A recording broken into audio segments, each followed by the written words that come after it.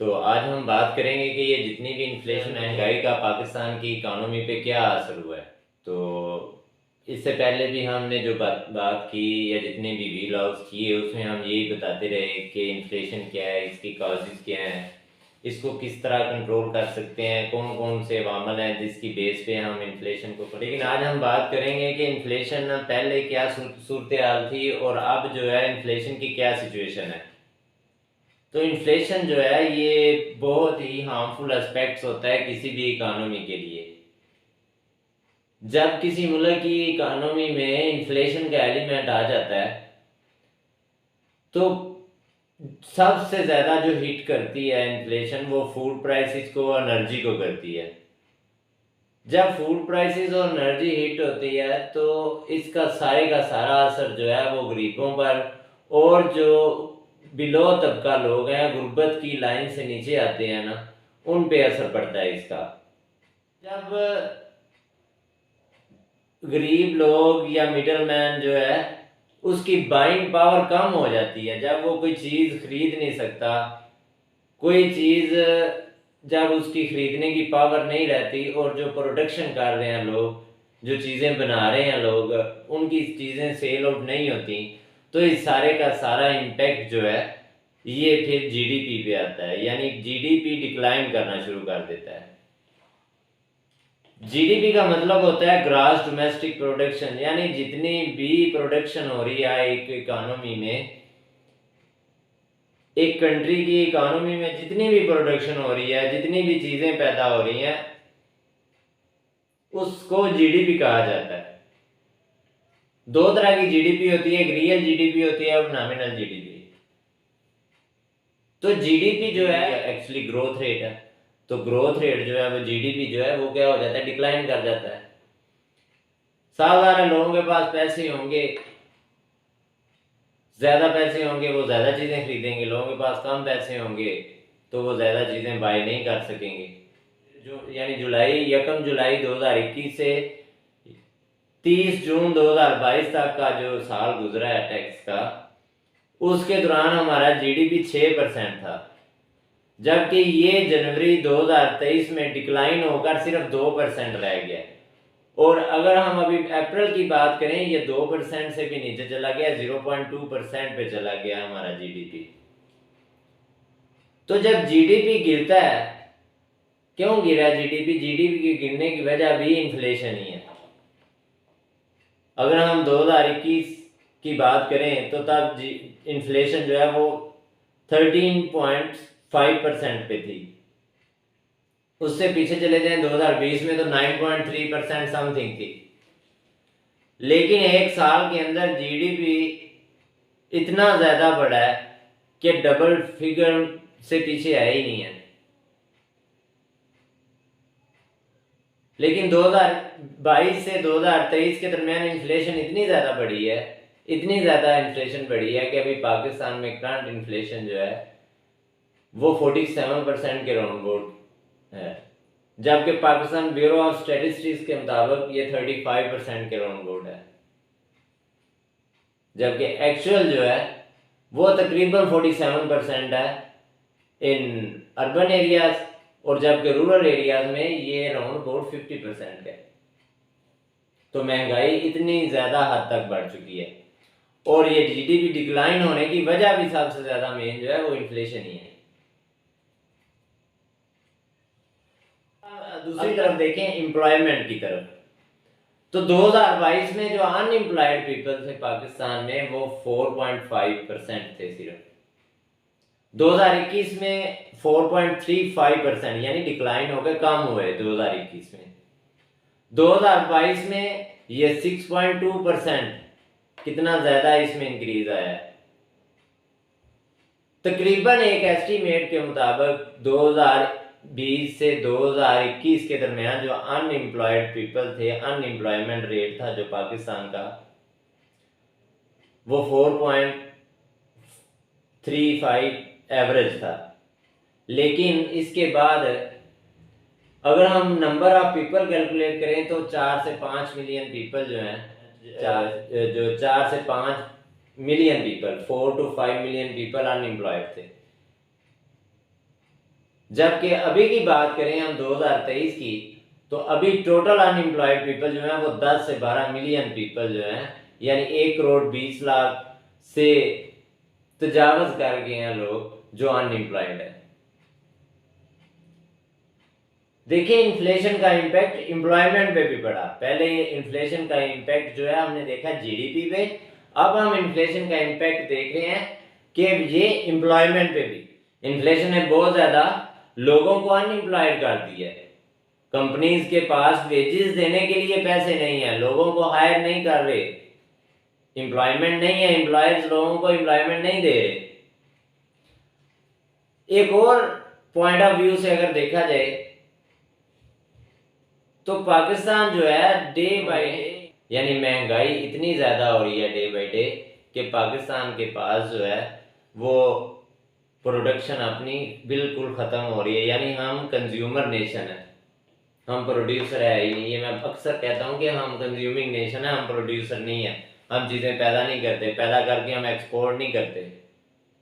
हम चीज़ें क्या करते हैं, हम बनी बनाई चीज़ें लेने पे इन्हिसार करते हैं, और जब हम इंपोर्ट करते हैं चीज़ों को तो हमें डॉलर्स में पेमेंट करनी पड़ती है।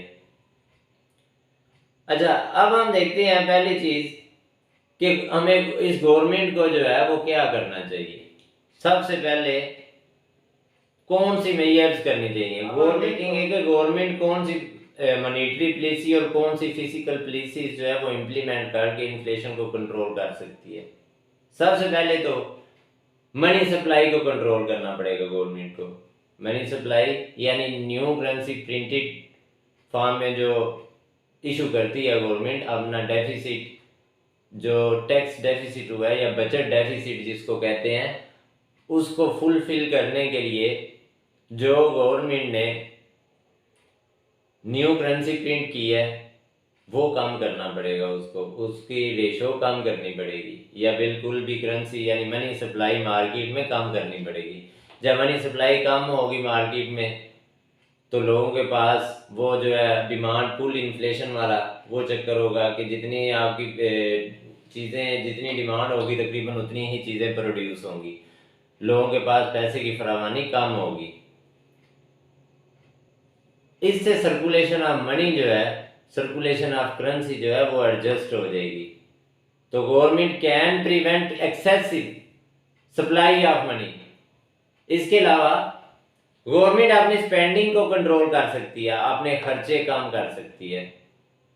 बजट जो हमने ये सड़कों पे पैसे लगाने हैं या हम ये जो मुख्तलिफ प्रोजेक्ट्स में हम पैसे लगा रहे हैं ये कम करने पड़ेंगे। गवर्नमेंट स्पेंडिंग कम करनी पड़ेगी। गवर्नमेंट स्पेंडिंग कम करके मार्केट में पैसे की सप्लाई को कंट्रोल करके फिर हम इन्फ्लेशन को कंट्रोल कर सकते हैं। एक और दूसरा पॉइंट ये है कि इन्फ्लेशन को कंट्रोल जो करने का कि हुकूमत के जो रिप्रेजेंटेटिव हैं उनको चेक एंड बैलेंस रखना पड़ेगा, कीमतों के ऊपर, प्राइस के ऊपर मार्केट विजिट करके चेक करना पड़ेगा कि क्या वाकई लोग जो हैं वो जो लिस्ट प्राइस है उसके मुताबिक चीज़ें सेल आउट कर रहे हैं। ये ईमानदारी के साथ काम करना पड़ेगा। तमाम कमिश्नर, तमाम डीसीज जितने भी हैं उनको मार्केट को विजिट करना पड़ेगा और चेक करना पड़ेगा कि क्या लोग वाकई जो प्राइस सेटल प्राइस पे ही प्रोडक्ट्स या सर्विसेज सेल आउट कर रहे हैं या नहीं। एक और एस्पेक्ट है इसमें कि अगर गवर्नमेंट जो है वो सब्सिडाइज कर दे किसानों को, मुख्तलिफ मतलब खाद पे, ऑयल पे, इलेक्ट्रिसिटी पे सब्सिडी देना शुरू कर दे तो किसान क्या करेगा, प्रोडक्शन ज़्यादा करेगा। जब प्रोडक्शन ज़्यादा होगी जीडीपी बढ़ेगा, रोज़गार मिलेगा। जब लोगों को रोज़गार मिलेगा, चीज़ें वाफर मकदार में अवेलेबल होगी, उससे ज़्यादा चीज़ें आपके पास ऑलरेडी अवेलेबल होंगी तो चीज़ की कीमत ऑटोमेटिकली कम होगी। डिमांड और सप्लाई वाला जो लॉ है वो इधर इम्प्लीमेंट करेगा। एक और चीज़ इसमें है कि अगर फ्यूल प्राइसेस फिक्स हो या लो हो या सस्ती बिजली प्रोवाइड की जाए, जब सस्ती बिजली प्रोवाइड की जाएगी तो उसका क्या इम्पैक्ट आएगा कि जो चीज़ें मार्केट में पैदा होती हैं, जो चीज़ें मार्केट में पैदा होती हैं उनकी कास्ट कम आएगी। जब उनकी कास्ट कम आएगी तो जो प्रोड्यूसर है वो फिनिश गुड्स की प्राइस जो है वो कम रखेगा। जब वो फिनिश गुड्स की प्राइस कम रखेगा तो चीजें ऑटोमेटिकली सस्ती होंगी। जो एंड प्रोड्यूस कंज्यूमर है, जो एंड कंज्यूमर है, उसको वो प्रोडक्ट जो है वो सस्ते दामों मिलेगी। इस तरह भी हम प्राइस को कंट्रोल कर सकते हैं। प्राइस कंट्रोल मैकेनिज्म ये भी अडॉप्ट किया जा सकता है। थर्ड वन ये है कि गवर्नमेंट को जो इन्होंने मोनोपोली करते हैं, जो लोग जो चंद एक चीजें बनाते हैं, मसलन अगर हम बात करें बिजली की, तो बिजली की भी हम ऑलिगोपोली कह सकते हैं, इसको मोनोपोली नहीं कह सकते क्योंकि मुख्तलिफ कंपनी लेस्को है। इसके अलावा जो है कराची कंपनी जो है बिजली पैदा करने वाले, ये जो मुख्तलिफ डिस्ट्रीब्यूटर्स हैं या बिजली प्रोड्यूस करते हैं जो, तो ऑलिगोपोली है। या हमें मोनोपोली को हमें बैरियर्स रिमूव करने चाहिए ताकि ज़्यादा से ज़्यादा इन्वेस्टर मार्केट में इंटर हो। जब मार्केट में इंटर होगा तो मार्केट में कंपटीशन आएगा। जब मार्केट में कंपटीशन आएगा चीज़ें वाफुर मकदार में पैदा होंगी और चीज़ें सस्ती मिलेंगी। जब प्रोड्यूसर ही एक हो, एक ही बंदा पैदा करने वाला हो चीज़ें, तो उसने उसी लिहाज से अपनी प्राइस सेटल करनी है क्योंकि उसको पता है कि उसके अलावा कोई और बंदा भी प्रोड्यूसर नहीं है। तो मैक्सिमम लोगों को जो है इंटर होने की इजाज़त देनी चाहिए। इसके अलावा एक और किया जा सकता है गवर्नमेंट की तरफ से कि गवर्नमेंट जो है ये दूसरी आम चीज़ें जितनी भी हैं, हमें देखें हम साबुन लेने जाते हैं या हम एक माचिस ही क्यों नहीं लेते, हमें उस पर भी हम टैक्स देते हैं। तो गवर्नमेंट को चाहिए कि एम्प्लॉयर से टैक्स वसूल करे एम्प्लॉयज़ का। तो गवर्नमेंट को चाहिए कि वो एम्प्लॉयर से जो उसने एम्प्लॉय हायर किया हुआ है उसकी वेज के मुताबिक टैक्स जो है एम्प्लॉयर गवर्नमेंट को पे करे। और ये दूसरी तमाम चीज़ें जितनी भी हम लेते हैं इन पे टैक्स छूट होनी चाहिए, इन पे टैक्स नहीं लगना चाहिए। हमारी इनकम जहाँ जहाँ से जनरेट होती है हमें वहाँ ही टैक्स देना चाहिए, वहाँ से कलेक्ट होना चाहिए, ना कि हम हर एक चीज़ पे टैक्स दें। ऐसा नहीं होना चाहिए। जैसे यूरोपियन कंट्रीज़ में होता है कि अगर आप किसी के पास से 3,000 या 4,000 यूरो ले रहे हैं तो वो मालिक जो है उसने आपकी जो पे देनी है वो टैक्स डिडक्ट करके आफ्टर टैक्स डिडक्शन देनी होती है। तो इस तरह का कोई मैकेनिज्म हमें टैक्स कलेक्शन के मैकेनिज्म को देखना पड़ेगा कि हमें टैक्स कलेक्शन किस तरह करनी चाहिए। तो ये बाकी हमारे आदमी है कि हम जो है ना वो मिडल मैन से या गरीबों पे टैक्स का बोझ बहुत ज़्यादा है, अमीरों पे टैक्स जो है ना उस हद तक नहीं है। उनको जैसे हम ब्यूरोक्रेट्स की बात कर लें, हम इसके अलावा पॉलिटिशियन जितने भी हैं इनकी बात करें, जो पार्लियामेंटेरियन है अगर इनकी बात करें तो इनको तो हर चीज़ पे छूट है। इनको पेट्रोल भी फ्री मिलता है, इनको बिजली भी फ्री मिलती है, इनको गाड़ियाँ भी फ्री यूज़ करते हैं, इनको हर एक जगह पे इनको जब इन्होंने बाहर जाना हो टिकट के लिए इनको उस पर भी टैक्स नहीं देना पड़ता। तो इनको तो हर चीज़ पे छूट है। तो जिन्होंने टैक्स देना होता है वो टैक्स नहीं देते, ठीक है। जो जिनकी इतनी पावर नहीं होती वो हर चीज़ पे टैक्स दे रहे हैं। हाँ, हमारे मुल्क में एवरेज जो है मिडिल मैन जो है ना उसकी मंथली इनकम जो है वो $300 के राउंड अबाउट है। तो $300 जो है कितनी इनकम बन जाएगी? ये तो मिडिल मैन की मैं बात कर रहा हूँ। तो आज से अगर हम पीछे चले जाएं 4 से 5 माह, तो अगर आपके बैंक में 10 लाख रुपया पड़ा हुआ था तो अब उसकी क्या वैल्यू रहेगी? उसकी वैल्यू क्या रहेगी? ये 10 लाख था तो अगर आप भी उसकी वैल्यू जो है वो 8 लाख रहेगी है। तो हम रात को यही रोज़ खुश होकर सोते हैं कि हमारे बैंक में 10 लाख। एक्चुअली अगर हम वो 10 लाख लेके मार्केट में जाएं तो मार्केट से हमें क्या मिलेगा? अब उतनी चीज़ें नहीं मिलेंगी जो 2 माह पहले मिलती थी 10 लाख की।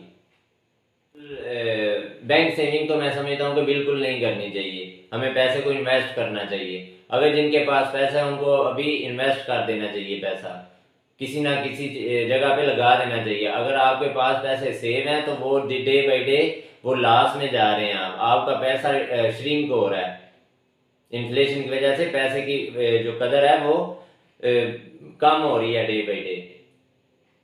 जो 1 साल पहले 5 लाख 6 लाख से चीज़ें आती थी उतनी चीज़ें आज आप मार्केट में जाकर नहीं खरीद सकते। अगर आप 1 साल पहले की बात ही करें तो अगर आप 5-6 लाख रुपए आपके पास बैंक में पड़ा है तो 1 साल हो गया उसको, और 1 साल पहले जो डॉलर प्राइस था उतने डॉलर नहीं आएंगे अब अगर आप डॉलर ही लेने जाएं तो। अगर 6 लाख के तब जो है वो $4,000 आ जाते थे, या उस वक्त तकरीबन जो है वो 3,000 के रोम तो कम से कम आते होंगे। अभी 6 लाख का $2,000 आएगा। $1,000 का आपने नुकसान कर दिया है, आपके पैसा $1,000 तक जो है डीवैल्यूएट हो गया। अब हम बात करेंगे कि दूसरे मुल्क, अगर दूसरे मुल्कों में, अगर मैं एक ही एग्जांपल दूंगा कि दूसरे मुल्कों में अगर इन्फ्लेशन होती है तो उसका पाकिस्तान पे क्या इम्पैक्ट होता है। तो जब दूसरे मुल्कों में इन्फ्लेशन होती है तो जैसे मैंने पहले बताया कि हम इम्पोर्टेड नेशन है, हम एक्सपोर्टेड नहीं है। तो जब दूसरे मुल्कों में महंगाई होगी तो डेफिनेटली हमें ज़्यादा डॉलर दे के ना उनसे चीज़ लेनी पड़ेगी, तो उसका हमारी कंट्री पे डायरेक्ट इम्पैक्ट आता है। आपको तो उम्मीद है कि आपको मेरे व्लॉग से काफ़ी हद तक इन्फॉर्मेशन मिली होगी। मेरा यूट्यूब चैनल है इफ्तिखार अहमद PhD स्कॉलर के नाम से मेरा यूट्यूब चैनल है। सब्सक्राइब करें, बेल आइकन को लाजमी प्रेस करें ताकि हर आने वाला व्लॉग आप तक बर वक्त मिल सके। Thank you.